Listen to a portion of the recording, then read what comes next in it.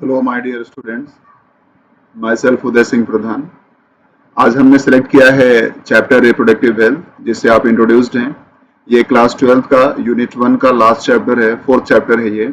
और इसका एक इम्पोर्टेंट टॉपिक है पीएमटी पॉइंट ऑफ व्यू से, रिप्रोडक्टिव हेल्थ का methods of birth control, contraceptive methods. उसमें आप पढ़ते हैं मेनी टॉपिक्स, जिसमें से आप contraceptive pills, contraceptive implants, contraceptive injections पढ़ते हैं। तो आप नोटिस करते होंगे कि उसमें लिखा रहता है भाई कॉन्ट्रासेप्टिव पिल्स को ही ले लें, तो उसमें लिखा रहता है कि ये एस्ट्रोजन प्रोजेस्टेरोन से बना हुआ कॉन्ट्रासेप्टिव पिल है, तो कोई प्रोजेस्टेरोन से बना हुआ है। तो आइए जरा हम लोग डिस्कस करते हैं कि ये जो भी कॉन्ट्रासेप्टिव पिल्स हैं, कॉन्ट्रासेप्टिव इम्प्लांट्स हैं, कॉन्ट्रासेप्टिव इंजेक्शंस हैं, ये किस तरह के केमिकल कंपोजिशंस रखते हैं और इन केमिकल्स का हमारे बॉडी पे क्या इम्पैक्ट है, क्या फिजियोलॉजिकल इफेक्ट है। तो हम एक कॉन्ट्रासेप्टिव केमिकल जो प्रेगनेंसी अवॉइड करने के लिए यूज किए जाने वाले केमिकल्स हैं, उन्हें हम कॉन्ट्रासेप्टिव केमिकल्स कहते हैं। तो ऐसे ही कॉन्ट्रासेप्टिव केमिकल्स में एक एग्जांपल चलिए हम लोग यूज कर रहे हैं एस्ट्रोजेंस को। एस्ट्रोजेंस का इफेक्ट है, ये प्रेगनेंसी अवॉइडेंस में इफेक्टिव है। एज कॉन्ट्रासेप्टिव केमिकल इसे हम यूज कर सकते हैं। ये फीमेल बॉडी का सेक्स हार्मोन है। फीमेल सेक्स हार्मोन्स के ग्रुप को आप जानते हैं एस्ट्रोजेंस कहते हैं। इसका वाइड रेंज पे फिजियोलॉजिकल इफेक्ट है, जिसमें से हम कुछ इफेक्ट को एज कॉन्ट्रासेप्टिव इफेक्ट यूज करते हैं मेडिसिन के तौर पे। तो आइए एस्ट्रोजेंस का इंट्रोडक्शन लेते हैं। एस्ट्रोजेंस आप जानते हैं group of female sex hormones को कहते हैं। इसके स्क्रीन पे आप नोटिस करिए, एग्जाम्पल जो मैंने लिखा है ये नेचुरल एग्जाम्पल्स हैं एस्ट्रोजेंस के। एस्ट्राडायोल, एस्ट्रोन और एस्ट्रायोल ये नेचुरल प्रोडक्ट्स हैं फीमेल बॉडी के, फीमेल सेक्स हार्मोन्स के नेचुरल एग्जाम्पल्स हैं। कुछ इनके सिंथेटिक एनालॉग्स हम लोगों ने बनाए हैं।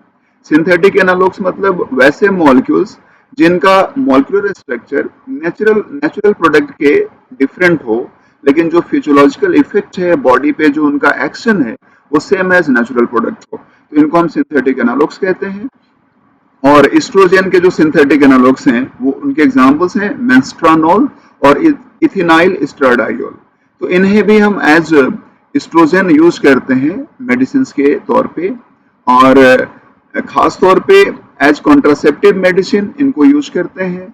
और जो पोस्ट मेनोपॉजल साइड इफेक्ट्स होते हैं, मतलब मेनोपॉज जब फीमेल में आता है उसके बाद जो साइड इफेक्ट्स आते हैं फीमेल में एस्ट्रोजन डिफिशियंसी की वजह से, तो उसे ओवरकम करने के लिए हम सब सिंथेटिक एस्ट्रोजेंस यूज करते हैं। तो आइए इनके कॉन्ट्रासेप्टिव इफेक्ट्स को देखते हैं हम जरा। तो आप याद रखिए, ये जो एस्ट्रोजेंस चाहे नेचुरल हो या सिंथेटिक एनालॉग्स हो, ये एफएसएस सिक्रीशन को इनहिबिट करते हैं। और एफएसएस सिक्रीशन नहीं होगा तो आप जानते हैं ग्राफियन फॉलिकल्स का मैचुरेशन नहीं होगा।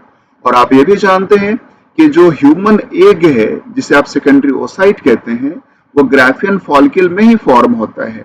तो ग्राफियन फॉलिकल खुद का उसका फॉर्मेशन नहीं होगा, तो श्योर आप समझ सकते हैं कि ओवम का जो फॉर्मेशन सोर्स है ग्राफियन फॉलिकल वही नहीं बना, तो ओवम का फॉर्मेशन नहीं होगा। तो आप ऐसे याद रखेंगे कि no FSH, no maturation of Graafian follicle and then no formation of ovum. तो ओवम ही नहीं है तो फर्टिलाइजेशन नहीं होगा, फर्टिलाइजेशन नहीं होगा प्रेगनेंसी नहीं होगी। ये एक इफेक्ट हो गया। हम इस कॉन्ट्रासेप्टिव इफेक्ट को यूज करते हैं मेडिसिन में एस्ट्रोजन को यूज करके। अब दूसरा एग्जांपल लेते हैं हम लोग एस्ट्रोजेंस के सिवा, प्रोजेस्टिन या प्रोजेस्ट्रोजन को यूज करते हैं एज कॉन्ट्रासेप्टिव मेडिसिन। तो ये क्या है भाई, प्रोजेस्टिन, प्रोजेस्ट्रोजन, आप नाम सुने हैं प्रोजेस्टेरोन, ये प्रोजेस्टिन मिलता जुलता नाम क्या है? तो याद रखिए, प्रोजेस्टिन या प्रोजेस्ट्रोजन ग्रुप को कहते हैं जिसमें हम इंक्लूड करते हैं प्रोजेस्टेरोन और प्रोजेस्टेरोन के जो सिंथेटिक एनालॉग्स हैं उनको। अब याद रखिए, प्रोजेस्टेरोन एक नेचुरल प्रोडक्ट हो गया और उसके जो सिंथेटिक एनालॉग्स हैं उसका ब्रैकेट में आप नाम देख रहे हैं, जो भी नाम है। तो डिपोमेड्रोक्सी प्रोजेस्टेरोन एसीटेट को हम आगे एज एग्जांपल के तौर पे यूज करेंगे, तो शॉर्ट वर्जन यूज करेंगे, उसका शॉर्ट फॉर्म यूज करेंगे DMPA। और नॉर्थीएस्टेरोन इनएंथेट को जब हम यूज करेंगे एग्जांपल के तौर पे, तो मैं आपको रिपीट करूंगा वहां पे नेट EN शॉर्ट फॉर्म इसका। तो ये सब कुछ एग्जांपल देख रहे हैं आप ब्रैकेट में, जो प्रोजेस्टेरोन एनालॉग्स हैं। और ये इंपॉर्टेंट एग्जांपल आप कहेंगे भाई ये लग रहा है थोड़ा सा ज्यादा एक्स्ट्रा हो रहा है, लेकिन आप याद रखिए आपके एनसीईआरटी सिलेबस में आप देखेंगे जब आप IUDs पे आते हैं, इंट्रा यूटेराइन डिवाइसेस पे, तो उसमें जो हार्मोन रिलीजिंग आयोडीएस है, उसमें एग्जांपल के तौर पे LNG-20 लिखा हुआ है, तो ये LNG शॉर्ट नेम है, शॉर्ट फॉर्म है लेवोनोजेस्ट्रिल का, और ये एक प्रोजेस्टेरोन एनालॉग है। और प्रोजेस्टेरोन एनालॉग कहेंगे जिसका मॉलिक्यूलर स्ट्रक्चर, जिस केमिकल का मॉलिक्यूलर स्ट्रक्चर प्रोजेस्टेरोन से डिफरेंट हो, लेकिन जो फिजियोलॉजिकल इफेक्ट है वो उसका सेम एज प्रोजेस्टेरोन हो ह्यूमन बॉडी पे। तो ये सब प्रोजेस्टेरोन एनालॉग्स हैं। भाई ये कैसे प्रेगनेंसी अवॉइडेंस में काम करते हैं, कैसे प्रेगनेंसी को रोक सकते हैं? तो ये सारे जो भी नाम लिया मैंने, प्रोजेस्टिन ग्रुप से जो भी नाम आते हैं, ये सब LH सर्ज को रोक देते हैं, मतलब LH के पीक को नहीं आने देते।